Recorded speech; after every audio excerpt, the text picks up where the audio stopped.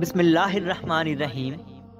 پرانے وقتوں کی بات ہے کہ پہاڑوں کے قریب ایک چھوٹا سا گاؤں آباد تھا۔ اس گاؤں میں ایک چودھری رہتا تھا۔ وہ چودھری بہت امیر انسان تھا۔ اس گاؤں کی زمینوں میں سے آدھی زمین اس چودھری کی تھی اور باقی اس گاؤں کے کسانوں کی تھی۔ جب اکثر اوقات کسانوں کا اپنی فصلوں پر گزارا نہ ہوتا تو چودھری ان کو سود پر قرض دیتا تھا، لیکن کسانوں کے حالات اس کے باوجود بھی ٹھیک نہ ہوتے اور وہ کسان اس چودھری کے تابع ہو جاتے۔ سود کھانے کے ساتھ ساتھ چودھری میں اور بھی بہت گندی عادات موجود تھیں، لیکن اس کی دولت کو دیکھ کر کوئی بھی اس سے اونچی آواز میں بات نہ کرتا۔ چودھری بہت عیش پرست انسان تھا۔ اس کی عمر کافی ہو چکی تھی، لیکن اس نے عیش پرستی ابھی تک نہیں چھوڑی تھی۔ اس نے گاؤں کی زمینوں میں ایک بہت بڑا ڈیرا بنایا ہوا تھا۔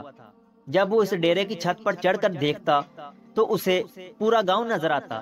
اکثر اوقات جب چودھری چھت پر چڑھتا تو وہ گاؤں کی تمام خوبصورت اور حسین و جمیل لڑکیوں کو دیکھتا، لیکن کوئی بھی کسان اس کے آگے اونچی آواز میں بات نہ کر سکتا تھا، کیونکہ ان کو خطرہ ہوتا تھا کہ اگر ہم نے چودھری کو کوئی بات کہہ دی تو ہماری فصل گھر میں ہی خراب ہو جائے گی۔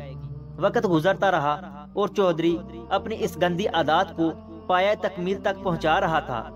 ایک دن چودھری نے جیسے ہی نظر دوڑائی تو اسے گاؤں میں بہت حسین و جمیل اور خوبصورت لڑکیاں نظر آئیں۔ چودھری کے پاس دولت بہت تھی، اس لیے وہ جس لڑکی کو بھی خریدنا چاہتا تو خرید سکتا تھا۔ ان لڑکیوں کو دیکھ کر چودھری نے اپنے دوستوں سے کہا کہ میں گاؤں کی کس حسین و جمیل لڑکی کے ساتھ زنا کروں؟ تو اس کے دوستوں نے کہا، چودھری صاحب، آپ ہماری ایک ترکیب پر عمل کریں، اس طرح آپ گاؤں کی ہر خوبصورت اور حسین و جمیل لڑکی کے ساتھ زنا کر سکیں گے۔ چودھری نے کہا، بتاؤ وہ کون سی ترکیب ہے؟ تو انہوں نے کہا، چودھری صاحب، آپ اپنے ڈیرے کے اوپر چڑھ کر اپنا جوتا پھینکنا اور جوتا جس گھر میں بھی جا گرے اس گھر میں موجود سب سے خوبصورت لڑکی سے زنا کرنا۔ ان دوستوں کی یہ ترکیب چودھری کو بہت پسند آ گئی اور چودھری نے ڈیرے کی چھت کے اوپر چڑھ کر ایک جوتا پھینکا تو جوتا ایک بزرگ کے گھر جا گرا۔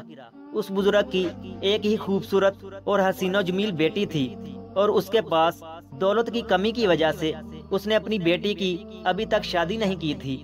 جب جوتا اس بزرگ کے گھر جا گرا تو بزرگ جوتا اٹھا کر چودھری صاحب کے پاس لے آیا اور کہا، حضور، آپ کا جوتا ہمارے گھر پڑا تھا، کیونکہ وہ جوتا کوئی عام جوتا نہیں تھا۔ جب چودھری نے اپنا جوتا دیکھا تو اس نے کہا کہ اے بزرگ، تم اپنی بیٹی کو رات کو میرے گھر لے آنا، کیونکہ میں نے جوتا پھینکتے ہوئے کہا تھا کہ جوتا جس گھر میں گرے گا میں اس گھر میں موجود لڑکی سے زنا کروں گا۔ وہ بزرگ بہت پریشان ہوا اور اسی وقت رونے لگ گیا، لیکن اس کے پاس اور کوئی چارہ بھی نہیں تھا، کیونکہ وہ جانتا تھا کہ اگر میں اپنی بیٹی کو چودھری کے پاس لے کر نہ آیا تو چودھری میری بیٹی کو تمام گاؤں والوں کے سامنے ننگا کر دے گا۔ جب رات ہوئی تو بزرگ اپنی بیٹی کو لے کر چودھری کے پاس آیا اور جیسے ہی چودھری صاحب نے اس کی بیٹی کو اپنے کمرے میں بند کیا تو بزرگ کو اسی وقت دل کا دورہ پڑا اور وہ وہیں مر گیا، اور اس کی بیٹی نے بھی چودھری کے ساتھ رات گزارنے کے بعد خودکشی کر لی اور وہ دونوں اسی ڈیرے پر مر گئے۔ جب ان گاؤں والوں کو معلوم ہوا تو وہ سب خاموش ہو گئے، کیونکہ وہ سب مجبور اور لاچار تھے۔ جب دوسرا دن ہوا تو پھر چودھری اپنے ڈیرے کی چھت پر چڑھا اور جوتا پھینکا۔ پھر جوتا ایک غریب کسان کے گھر جا گرا۔ اس غریب کسان کی 7 بیٹیاں تھیں، اور جب وہ جوتا اس کے پاس لے کر آیا تو چودھری نے کہا، تم اپنی 7 بیٹیوں کو میرے پاس لے کر آؤ، اور وہ بھی مجبور ہو کر اپنی 7 بیٹیوں کو اس چودھری کے پاس لے آیا۔ وہ چودھری اس کی سب سے چھوٹی اور خوبصورت حسین و جمیل بیٹی کے ساتھ ساری رات زنا کرتا رہا، اور یہ سلسلہ کئی دنوں تک چلتا رہا۔ اس چودھری کی بھی ایک حسین و جمیل بیٹی تھی۔ جب وہ جوان ہوئی تو چودھری نے اپنی بیٹی کی شادی اسی گاؤں کے ایک پیسے والے آدمی سے کر دی۔ یہ چودھری سے تو کم امیر تھا، لیکن ان سب گاؤں والوں سے زیادہ طاقتور تھا۔ اس آدمی نے بھی چودھری کی بیٹی سے شادی کرتے وقت اس کو سبق سکھانے کا ٹھان لیا تھا، کیونکہ وہ جانتا تھا کہ اگر اس چودھری کو سبق سکھانا ہے تو مجھے اس کی بیٹی کے ساتھ شادی کرنی ہوگی۔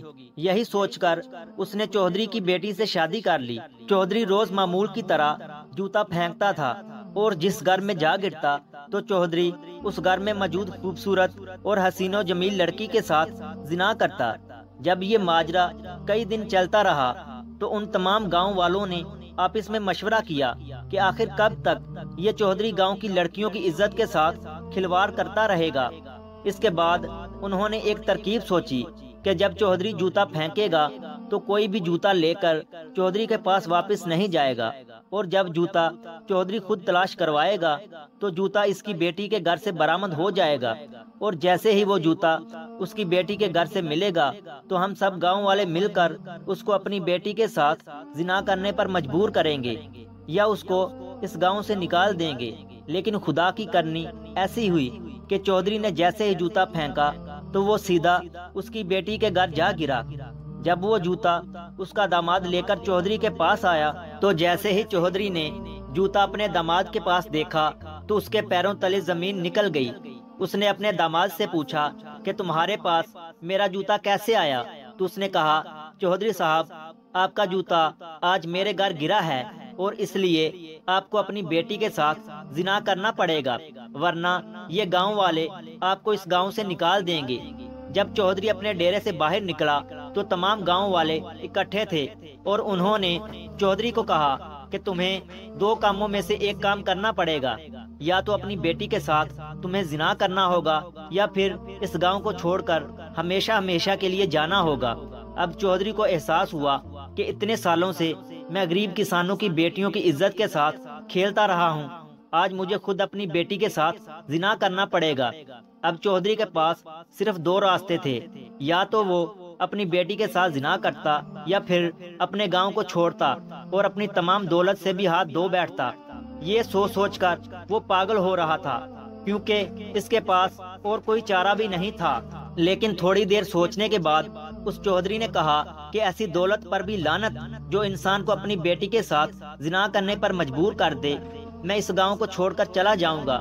اس کے بعد اس نے اپنے تمام گناہوں سے معافی مانگ لی اور ان تمام کسانوں سے بھی معافی مانگی جن کی بیٹیوں کے ساتھ اس نے زنا کیا تھا۔ اس کے بعد وہ ہمیشہ ہمیشہ کے لیے گاؤں چھوڑ کر چلا گیا۔